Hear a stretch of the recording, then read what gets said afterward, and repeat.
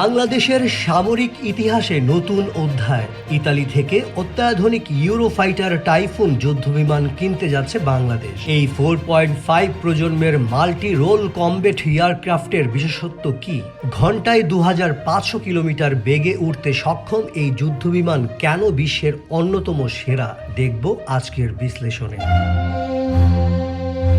সম্প্রতি বাংলাদেশ বিমান বাহিনী ও লিওনার্দো এসপিএ ইতালির মধ্যে লেটার অব ইন্টেন্ট বা সম্মতিপত্র স্বাক্ষরের পর আলোচনায় উঠে এসেছে এই ইউরোফাইটার টাইফুন। তুর্কি টুডের এক প্রতিবেদনে তুলে ধরা হয়েছে চতুর্থ প্রজন্মের এই যুদ্ধবিমানের বৈশিষ্ট্যগুলো। ইউরোফাইটার টাইফুন হল যুক্তরাজ্য, জার্মানি, ইতালি এবং স্পেনের বহুজাতিক সহযোগিতায় উন্নত একটি অত্যাধুনিক যুদ্ধবিমান। এটি 4.5 প্রজন্মের মাল্টি রোল কমব্যাট এয়ারক্রাফট হিসেবে ডিজাইন করা হয়েছে। দ্বৈত ইঞ্জিন ও ডেল্টা উইং নকশার সমন্বয়ে নির্মিত এই বিমানটি প্রায় 2495 কিলোমিটার প্রতি ঘন্টা বেগে উঠতে সক্ষম।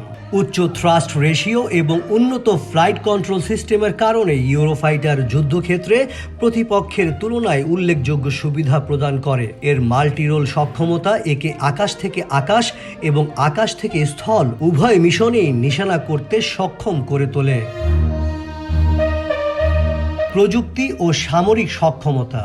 ইউরোফাইটারে রয়েছে উন্নত রাডার সিস্টেম, ইলেকট্রিক ওয়ারফেয়ার সরঞ্জাম এবং অত্যাধুনিক সেন্সর ফিউশন প্রযুক্তি।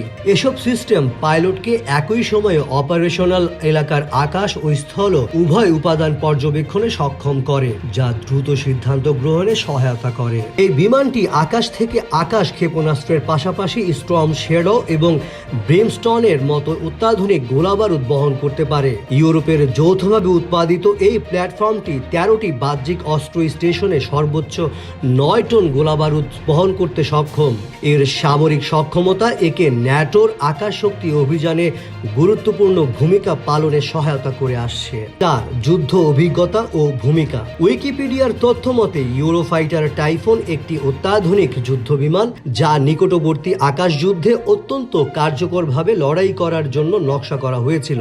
পরবর্তীতে এতে ক্রমবর্ধমানভাবে উন্নত এয়ার টু সারফেস হামলা পরিচালনার সক্ষমতা যুক্ত করা হয়েছে। টাইফুন প্রথম যুদ্ধ অভিযানে অংশ নেয় 2011 সালে লিবিয়ায় সামরিক হস্তক্ষেপের সময়। এ সময় যুক্তরাজ্যের রয়্যাল এয়ারফোর্স RAF এবং ইতালীয় বিমান বাহিনী এটিকে আকাশ নজরদারি ও স্থল আঘাত মিশনে ব্যবহার করে। এই ধরনের বিমান বর্তমানে অধিকাংশ গ্রাহক দেশের আকাশ প্রতিরক্ষা দায়িত্বেও প্রধান ভূমিকা পালন করে আসছে।